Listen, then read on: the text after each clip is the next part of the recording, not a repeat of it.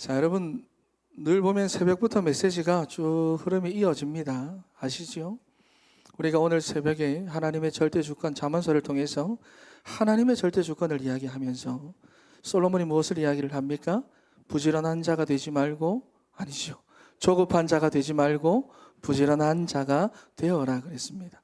그런데 사람들은 이 부지런한 마음과 조급한 마음을 구분하지 못한다 그랬어요. 왜? 다 열심히 살거든요.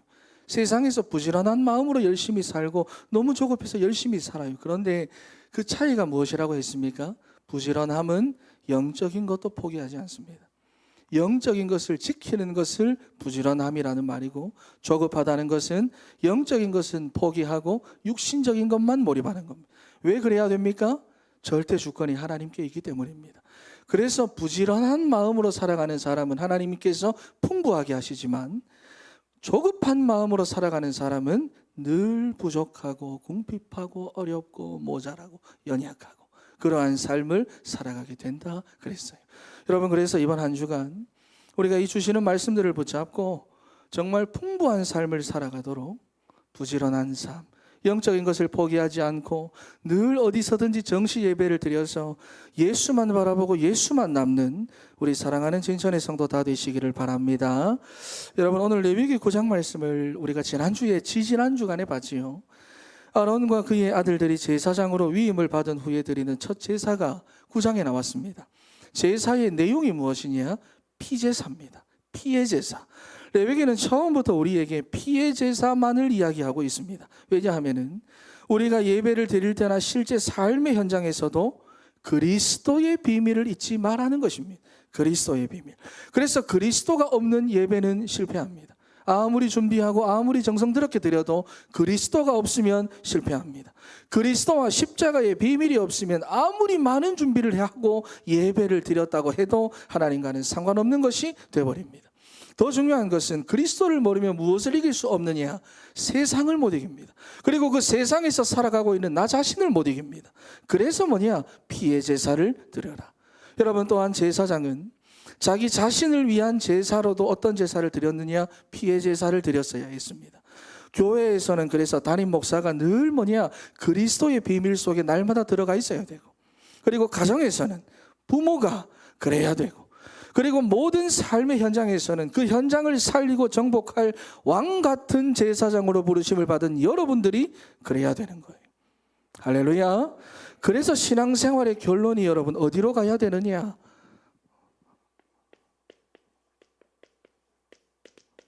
사도행전 1장 1절입니다. 여기 보면은 데오빌로요, 내가 먼저 쓴 글에는 그랬습니다. 여러분, 사도행전 전에 의사 누가가 데오빌로 각하에게 쓴 글이 무엇입니까? 누가복음입니다. 누가복음. 누가복음은 인자복음이라고 말하지요. 인간의 몸으로 이 땅에 오신 예수가 그리스도다라는 것입니다. 사도행전 1장 1절. 예수는 그리스도다. 여러분, 그리고 어디로 가야 되느냐? 사도행전 1장 3절입니다. 부활하신 예수님께서 감람산으로 제자들을 모으셨습니다. 약 400여 성도가 모였어요. 그리고 부활하시고 승천하시기까지 약 40일 동안 무엇을 말씀하셨습니까? 여러분, 잘 보셔야 됩니다. 마지막 시간입니다. 예수님께서 마지막으로 이제 자신을 나타내시고 이 땅에서 자신을 보여주시는 마지막 시간, 유언과도 같은 그러한 중요한 그 40일 동안에 성경에 보면은 무엇만 말씀하셨다고 말합니까? 하나님의 나라에 대해서 말씀하셨다. 정확하게는 하나님 나라의 일을 말씀하셨다 그랬어요. 여러분, 그러면서 8절 말씀에, 사도행전 1장 8절 말씀을 보면 오직 성령이 너희에게 임하시면 그러한 일들이 나타나게 될 것이다 그랬어요. 여러분, 그래서 우리 인생이 정말로 그리스도의 답을 얻고 그리스도의 방향을 맞추고, 잠시만요, 오직 성령이라고 하는 무엇으로 살아가느냐? 방법으로 살아가며. 보이지요? 방법으로 살아가는 것, 이것을 말하는 것이 바로 뭐냐? 피제사입니다. 레위기입니다. 여러분, 여러분, 그렇다면 우리가 이것을 어떻게 누립니까? 이것을 누리는 방법이 사도행전 1장 14절에 보면 나오죠. 오로지 기도에 힘썼다라 그랬습니다. 무엇으로 누리느냐? 기도로 누립니다.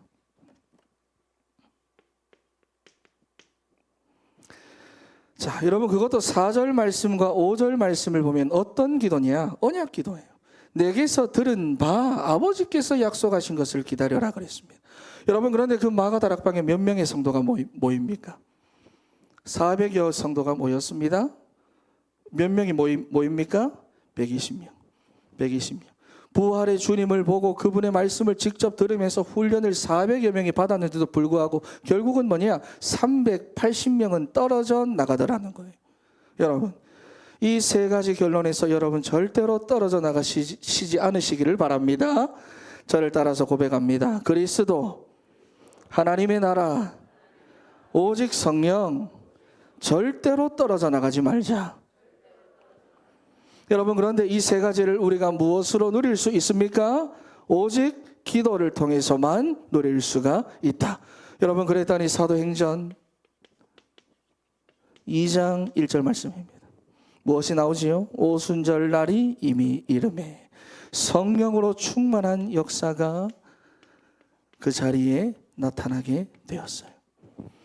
자, 여러분, 그랬더니 어떤 일이 일어납니까? 전 세계 각기 다른 언어들로 말하기를 시작하는데, 랄랄라 이런 거 말고요. 전 세계 각기 다른 언어들로 말하기를 시작하는데 11절 말씀을 보면 뭐라고 말하느냐? 하나님의 큰 일을 말하더라 그랬습니다. 랄랄라가 아니라 하나님의 큰 일을 말하더라. 예수가 그리스도 되심을 선포하기 시작하는 거예요. 각기 다른 언어들로. 그러니 거기서 복음을 듣고 세계 각국에서 교회가 세워지는데 대표적으로 그때 세워진 교회가 바로 로마 교회입니다, 여러분. 로마 복음화가 사도행전 2장에서 시작되는 거예요. 그래서 여러분 가정의 복음화 여기서 시작됩니다. 여러분 가문의 복음화 다 여기서 시작됩니다. 피의 제사 속에서 이루어진 그리스도, 하나님의 나라, 오직 성령, 여기서 시작이 된다.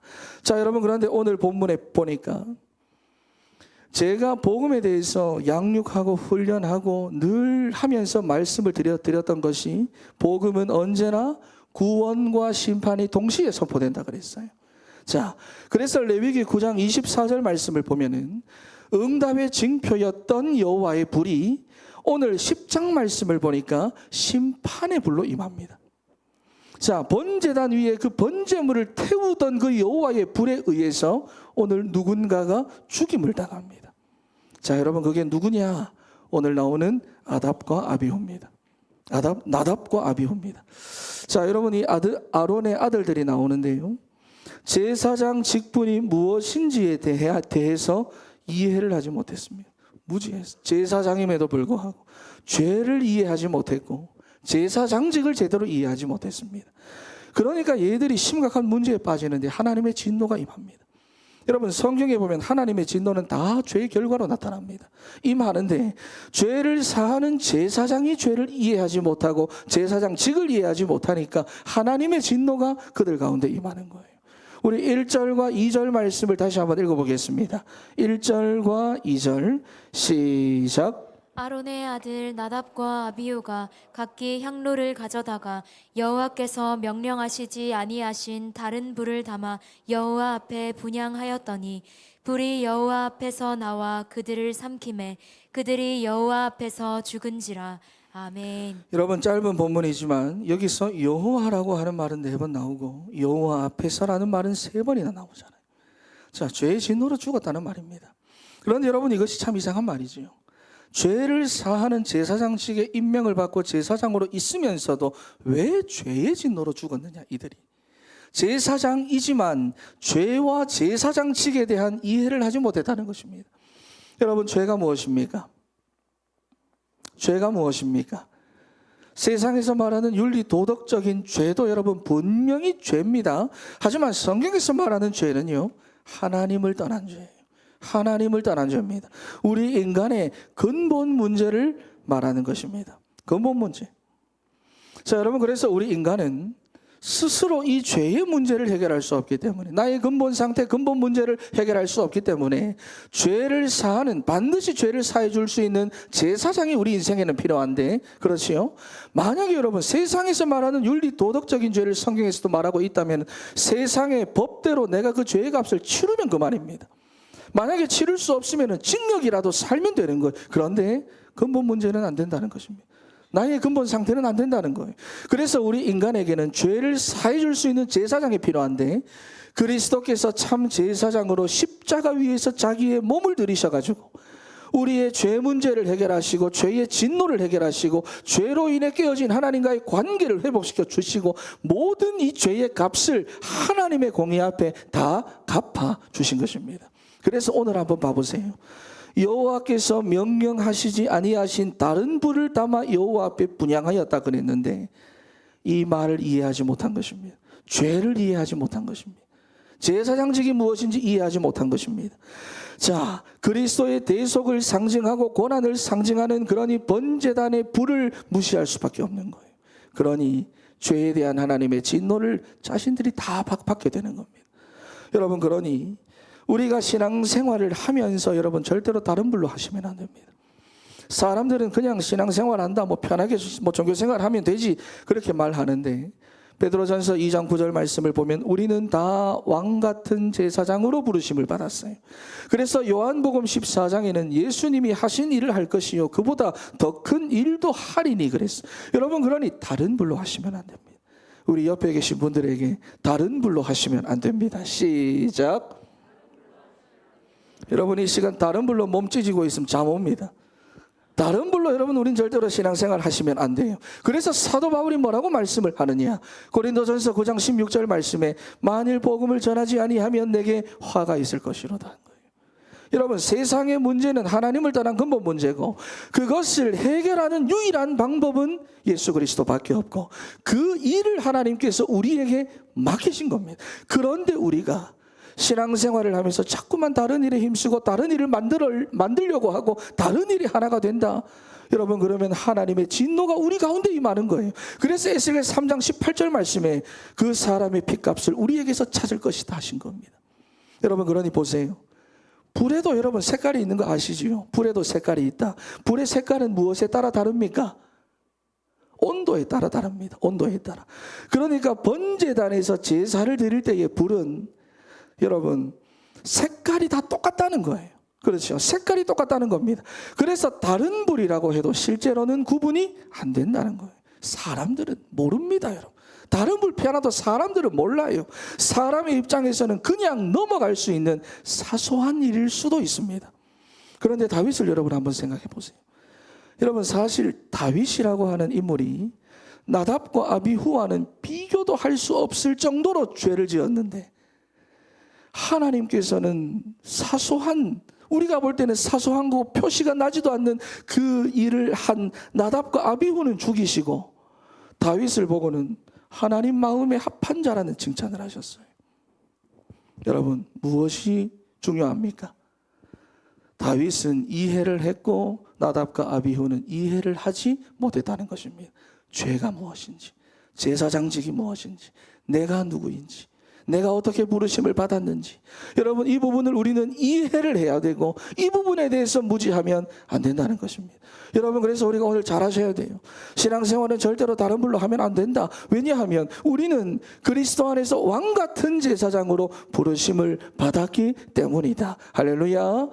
그래서 이것을 간단하게 말하면 옆에 계신 분들에게 이렇게 말해줍니다.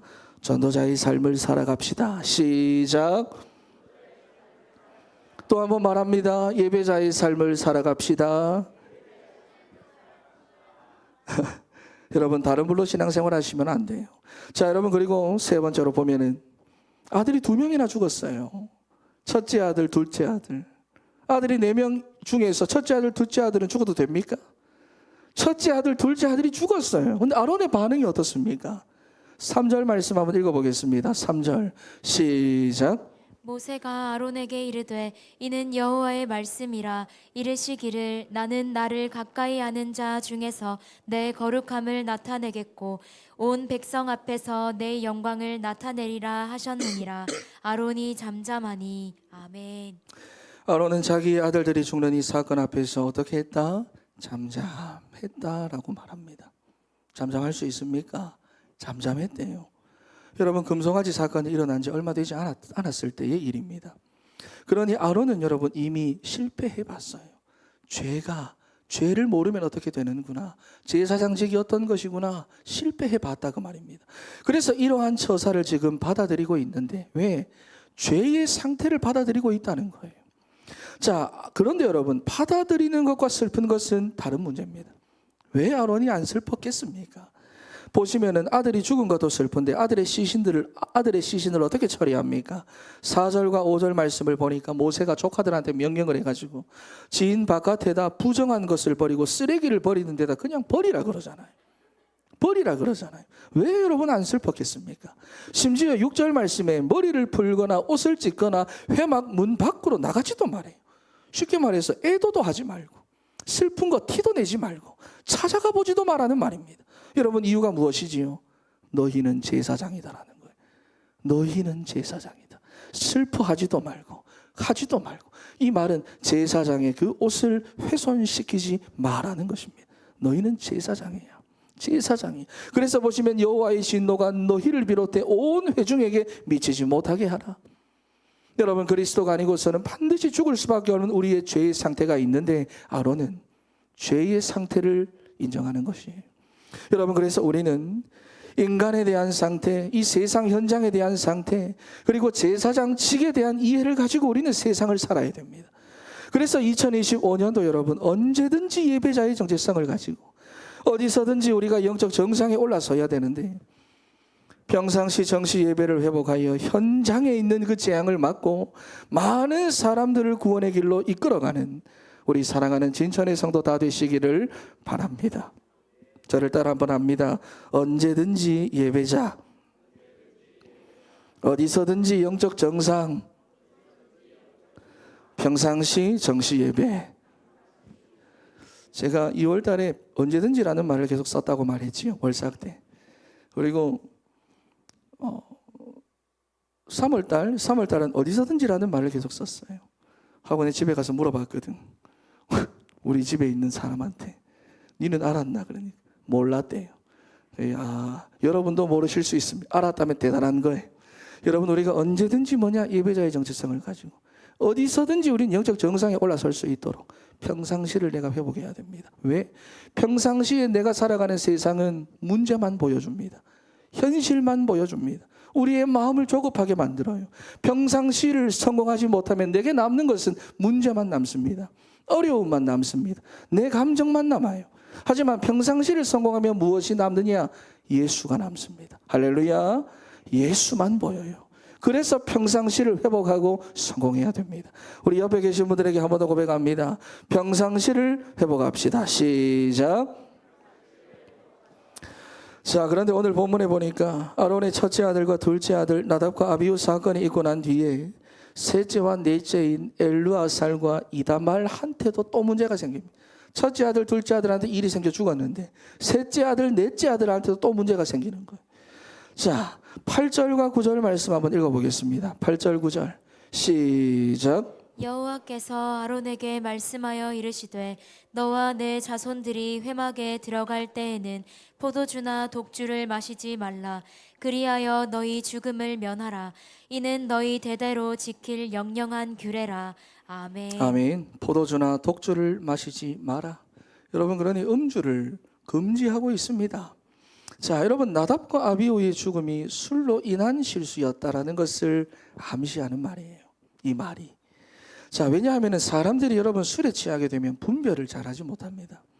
그게 10절 말씀에 나오지요. 그리하여야 너희가 거룩하고 속된 것을 분별하며 부정하고 정한 것은 분별하리라. 여러분, 언제나 술이 문제입니다. 술이 문제예요. 이것도 옆 사람하고 한번 얘기할까요? 여러분, 술이 문제입니다. 술이. 그래서 베드로전서 5장 말씀을 보면은 그 앞에 베드로전서 2장에서 우리가 계속 말하지만 우리를 왕 같은 제사장으로 부르셨다 하면서 그 5장 18절 말씀에 술 취하지 말라. 이는 방탕한 것이니 오직 성령으로 충만함을 받으라. 이유가 무엇입니까? 세월을 아껴야 된다는 거예요. 세월을 아껴야 돼. 왜? 때가 악하니까. 어리석은 자가 되지 말고 그 세월과 그 시대의 흐름 따라 어리석은 자가 되지 말고 주의 뜻이 무엇인가를 이해하라 말씀을 합니다.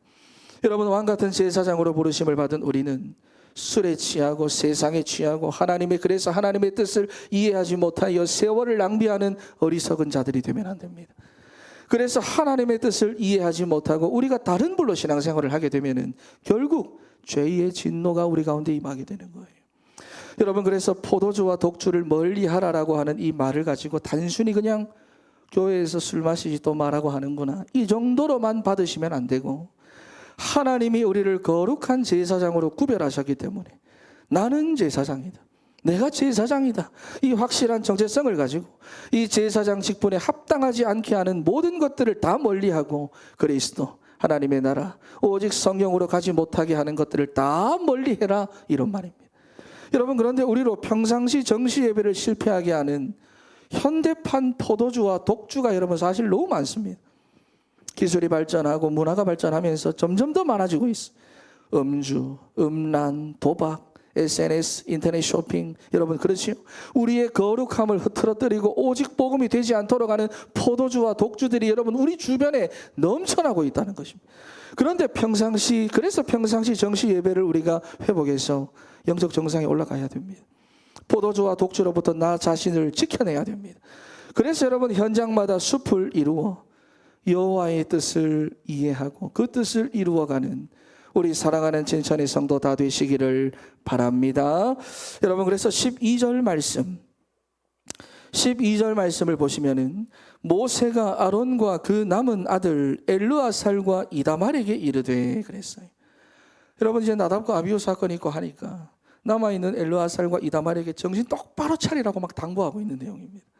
그런데 16절 말씀을 보니까 엘르아살과 이다말도 실수를 합니다.